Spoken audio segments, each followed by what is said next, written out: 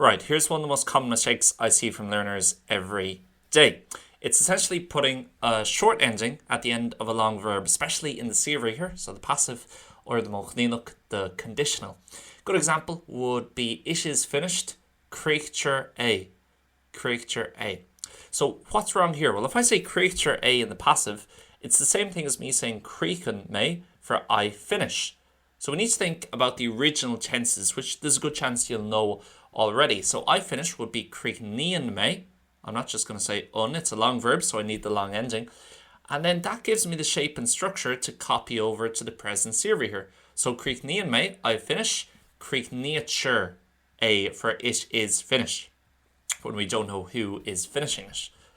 Okay, what then about the future? Would it be creachnífir A? No, not quite, because again, I'm going to mirror it off my original tenses. So in the future, simple future, I'd say I will finish creachnói me, and therefore in the series here, future, it's going to be creachnó. That gives me, the structure, the sound of it, and then I just put my passive ending on, creachnó for A, for it will be finished, creachnó for iad, they will be finished, whatever.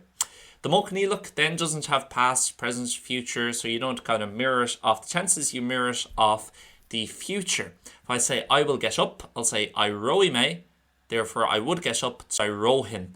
So by thinking of the future, then it shows me with the long verbs in the mochnílach where that kind of O should be, or when that extension should be in the middle.